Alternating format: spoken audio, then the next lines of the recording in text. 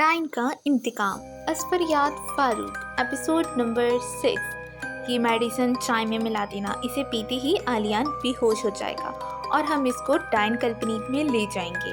साकिब ने अरूसा के हाथ में मेडिसिन थमाते हुए कहा, मगर ये ठीक तो रहेगा ना? हम इसके साथ कुछ गलत तो नहीं कर रहे हैं? अरूसा को डर लग रहा था। नहीं अरूसा, आलियान के लिए हमें ये करना होगा। तुम जल्दी करो, अनवर भाई और रिफत भाभी भी आते होंगे। साकिब ने कहा। हाँ ठीक है, मैं चलती हूँ, अरूसा कहकर कमरे से चलती बनी। थोड़ी देर में रिफत और अनवर भी कमरे में आ गए। क्या हुआ साकिब, काम हुआ या नहीं? अनवर ने आते ही सवाल किया। हाँ भाई, बस अरूसा गई हुई है, साकिब ने जवाब दिया। ठीक है, मगर बाकी के बच्चों का क्या? रिफत ने कहा। आप इनकी फिक्र ना करें भाभी, वो सुबह ही घूमने निकल गए हैं। लो, हो गया काम, अरूसा की आवाज़ आई। सब पीछे मुड़े। सब आ जाओ, आलियान बेहोश हो गया है, अरूसा ने कहा तो सब इसके साथ चल दिए। ओह रो, ये बात है, हबीब ने सारी बात सुनने के बाद कहा।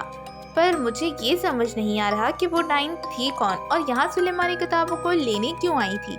इसे पता कैसे चला? हबीब ने दिमाग पे जोर डालते हुए कहा। एक मिनट पापा, कहीं वो रिवाइन ही तो नहीं थी? अनीस ने कहा। नहीं, तुमने मुझे बताया कि वो बोली थी मैं एक डाइन हूँ। अगर वो रिवाइन होती तो ज़रूर बताती, हबीब ने कहा। तो क्या पता ये रिवाइन किसी और मकसद के लिए आई हो या वो बताना न चाहती हो, अनीस ने कहा। नहीं, एक डाइन हमेशा अपनी ताकत ज़रूर बताती है। तुमने इसके नाखून देखे थे? किस रंग के थे? हाँ पापा, इसके नाखून काले थे। ओह, तो वो रिवाइन नहीं थी। जहाँ तक मैं रिवाइन को जानता हूँ, इसके नाखून नीले होते हैं, हबीब ने कहा। तो फिर अब हम इसे कैसे ढूंढेंगे? अनीस ने कहा। चलो मेरे साथ, ऊपर लैब में कुछ देखते हैं वहाँ, हबीब ने कहा और लाइब्रेरी से बाहर निकल गया। अनीस भी हबीब के पीछे चल पड़ा।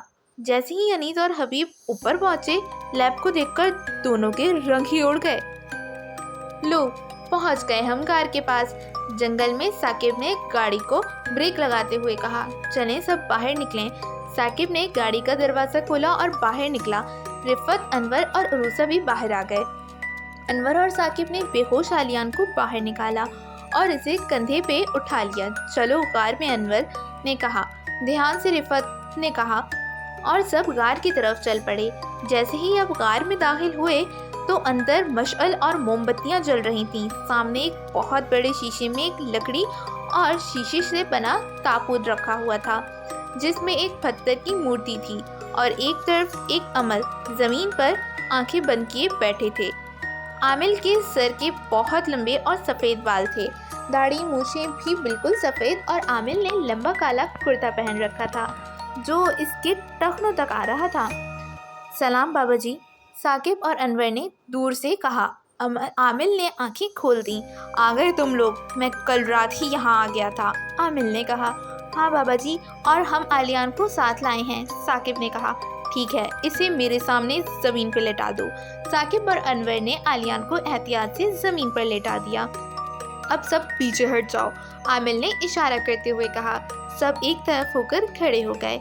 आमिल उठा और अपनी रखी हुई मोमबत्तियां उठाईं और आलियान की चारों तरफ रख दी और इन्हें रोशन कर दिया, और वापस आंखें बंद करके बैठ के कुछ पढ़ने लगा कि इतनी ही देर में बाहर जोर से हवा चलने लगी और पूरे आसमान पर काले बादल छा गए और बहुत तेज तूफान आने लगा। ये क्या हो रहा है अनवर जी? रिफत अचानक इस तूफान से डर गई। भाभी, मुझे लगता है बाबा कोई ऐसा मंत्र पढ़ रहे हैं कि एक तूफान आए और डाइन को ताबूत समेत ही उड़ा ले जाए, अरूसा ने कहा। तुम तो चुप ही रहो, साकिब ने कहा। आमिल ने आंखें खोल दी। तुम्हारा शक ठीक है, इस डाइन का साया आलियान पर है। इस डाइन को बहुत गुस्सा आ रहा है, जिस वजह से ये तूफान आ रहा है, आमिल ने कहा। मगर बाबा, ये तो पत्थर की बनी हुई है, अनवर ने कहा। ये पत्थर की ज़रूर है, मगर बहुत जल्दी ये बाहर आने वाली है। मगर इसकी ताकतें अभी से ही बाहर आना शुरू हो चुकी हैं, बाबा ने कहा।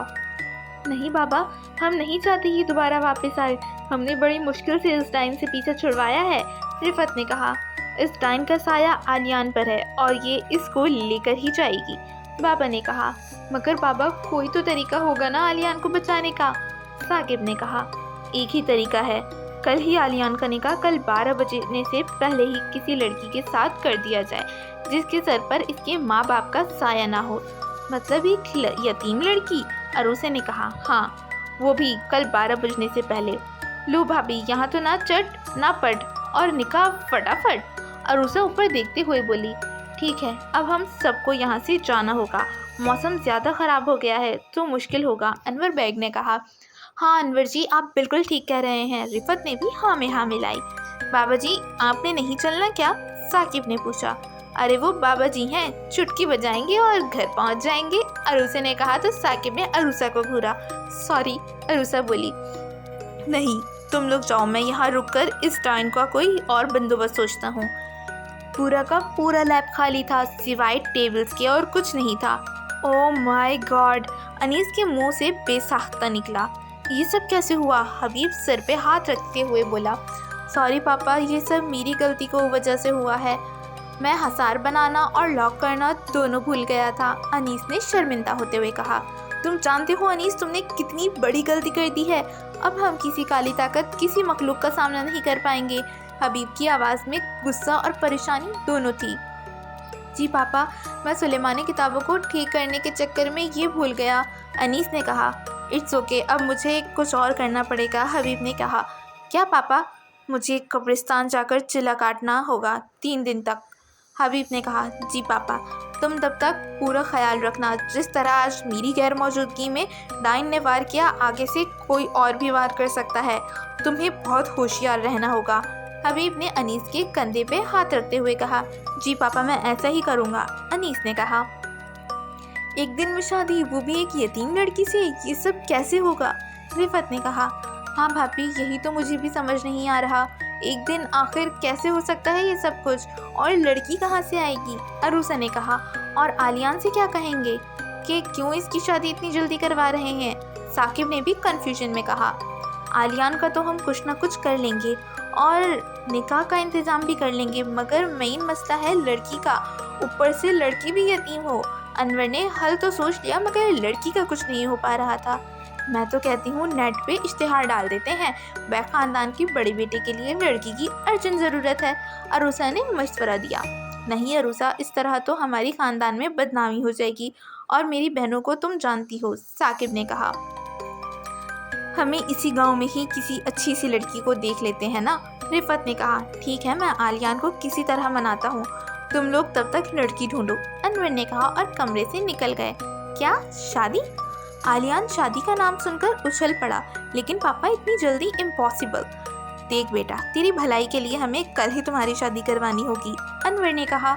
नहीं पापा, इतनी जल्दी शादी बिना किसी को बताए, ना ही रिश्ता देखा, मैं शादी नहीं कर सकता, आलियान ने साफ इनकार कर दिया। लेकिन बेटा, तुम्हारे सितारों के मुताबिक कब तक तुम्हारी शादी ना हो तो तुम्हारी ज़िंदगी पर बहुत बड़ी मुसीबत आ जाएगी। लेकिन पापा, मैं इन सितारों, आमिल वगैरह पे नहीं मानता, और कुछ नहीं होगा मुझे, आलियान सिर्फ इनकार कर रहा था। आलियान, हम तुम्हारे माँ बाप हैं, और अगर तुम्हें एक खरोच भी आई तो हम कैसे जिएंगे, जानते हो तुम, अनवर इमोशनल होते हुए कहा।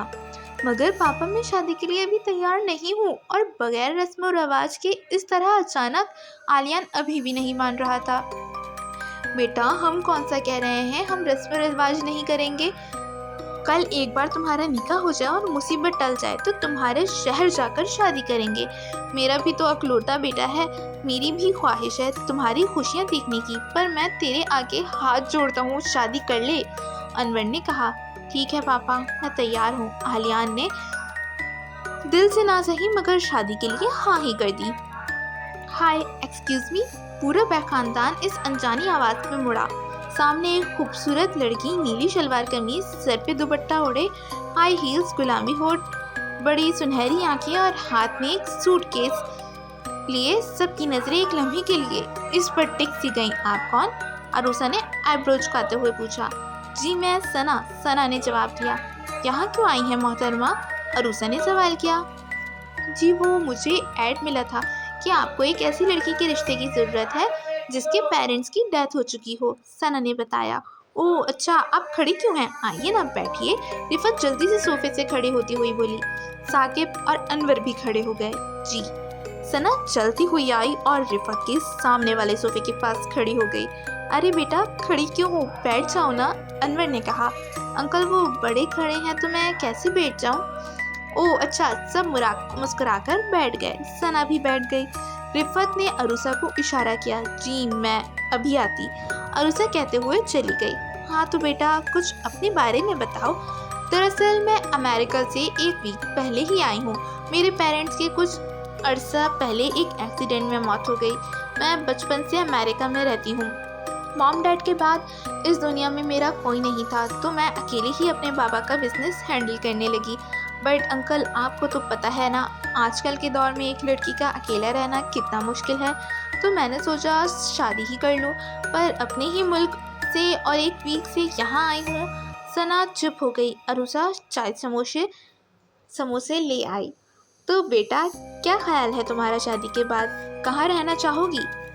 साकिब ने सवाल किया। अंकल मैं शादी के बाद सब कुछ अपने हस्बैंड के नाम कर दूंगी और मुझे घर के सारे काम आते हैं। अमेरिका में मैंने कोई सर्वेंट वगैरह काम पे नहीं रखा हुआ। मैं आपके बारे में सब कुछ मालूम करवाने के बाद ही यहाँ आई हूँ। अच्छा होगा आप मेरे बारे में भी सब कुछ पता करवा लें। सना ने सब कुछ तफसील से बताया। भाभी लड़की तो अच्छी है और लॉटरी भी, रिश्ता डन कर दो। अरुसा ने सरगोशी की। तुम ठीक कह रही हो, शायद अनवर से कहकर इसका सब कुछ निकलवाते हैं और डन कर देते हैं। लड़की भी बहुत खूबसूरत है। रिफत ने भी आहिस्ता से कहा। तो ठीक है, आप ऊपर जाएं, गेस्ट रूम में आराम करें, तब तक हम आपको अपना फैसला सुना देंगे। निकाह की तैयारियां चल रही थीं। वह खानदान ने सना के बारे में सब कुछ मालूम करने के बाद रिश्ता डन कर दिया था और निकाह आज दिन 11:30 पर रखा गया था। सारा घर सजाया गया था और गांव के कुछ लोगों को भी बुलाया गया था। यार हरीम, तेरा शहजादा तो तेरा होने से पहले ही पराया हो गया, अलीना ने हरीम से कहा। अलीना और हरीम दोनों यहाँ काम के लिए आई हुई थीं। हरीम आना तो नहीं चाहती थी मगर खाला ने ज़बरदस्ती भेज दिया था। चुप कर यार, ये भी कोई लड़का है डफर सा, मुझे तो कोई खूबसूरत लड़का चाहिए। हरीम ने सीढ़ियाँ उतरते हुए जवाब दिया। अच्छा, और कल तू बड़ा कह रही थी, आ गया मेरे ख्वाबों का शहजादा, अलीना ने तंजिया कहा। अच्छा तो तेरा किधर गया? हरीम ने सीढ़ियों पर ही रुककर पूछा। मेरा तो यहाँ कहीं होगा, तू चलना, अलीना ने कहा। हरीम ने जैसे ही सीढ़ियों पे कदम बढ़ाया, इसका पाँव लड़खड़ाया और हरीम नीचे गिरती चली गई। हरीम ने आंखें बंद कर ली थीं मगर अगले ही लम्हे उसका किसी ने हाथ पकड़ लिया था। हरीम ने आंखें खोली तो वो आलियान था। दोनों की नज़रें एक दूसरे के चेहरे पे टिक सी गईं। ओहो आलियान, अलीना के आवाज़ पे दोनों होश में आए और खड़े हो गए। हरीम दूसरी तरफ जाने लगी। इंसान थैंक्स ही बोल देता है, आलियान ने कहा। थैंक्स किस बात का? तुमने हिसाब बराबर किया है। एक बार मैंने तुम्हें बचाया। हरीम ने परसों रात की तरफ इशारा किया। याददाश्त बड़ी तेज है आपकी, आलियान ने कहा। बादाम नहीं खाती फिर भी, हरीम कहते हुए चल दी। सना तुम तैयार? रफत ने जैसे ही रूम का दरवाज़ा खोला, सना बेड पे लहंगा पहनकर बैठी थी मगर तैयार नहीं हुई थी। क्या हुआ सना, तुम अभी तक तैयार नहीं हुई? रिफत ने सना से पूछा। आंटी मेरी हमेशा से ख्वाहिश थी कि मुझे मेरी मॉम तैयार करें और यहाँ आप मेरी मॉम हैं, तो क्या आप मुझे? सना ने नज़र झुकाते हुए कहा। हाँ हाँ बेटा, क्यों नहीं। रिफत को सना पर बेहद प्यार आया। चलो मैं तुम्हें तैयार कर देती हूँ, रिफत ने कहा और सना को आईने के सामने बैठाकर इसे तैयार करने लगी। कुछ देर में सना तैयार हो गई। माशाअल्लाह कितनी खूबसूरत लग रही हो मेरी बेटी, रिफत ने कहा। सना आज सच में बहुत हसीन लग रही थी। इसके गोरे चेहरे पे लाल गाल बहुत सज रहे थे। थैंक्स मॉम, क्या मैं आपको मॉम बुला सकती हूँ? सना ने रिफत को कहा। हाँ बिल्कुल बेटा, तुम बुलाओ मुझे मॉम, मैं तुम्हारी माँ ही हूँ ना, रिफत ने मुस्कुराते हुए कहा। तो सना खुशी से उठकर इसके गले लग गई। अब तुम कमरे में रहना, अभी 10 बज रहे हैं, मैं आकर अरूसा तुम्हें 11 बजे लेने आ जाएंगी, रिफत ने कहा। जी मॉम। रिफत कमरे से बाहर चली गई। सना खुद को शीशे में देख रही थी कि अचानक इसके कमरे का दरवाज़ा खुला और एक लड़की अंदर आई। लड़की ने अंदर आते ही रूम लॉक कर दिया। सना इसे अचानक देखकर डर गई। Who are you? सना ने सवाल किया। तेरी मौत, लड़की ने जवाब दिया। व्हाट? क्या बकवास कर रही हो तुम? सना ने कहा। तभी लड़की की आंखें सफ़ेद हो गईं, इसके नाखून लंबे काले हो गए और एक छोटे से खुले हुए बाल चोटी में तब्दील हो गए। सना खौफ से चिल्लाने लगी थी कि डाइन ने अपनी चोटी से सना का गला मजबूती से जकड़ लिया।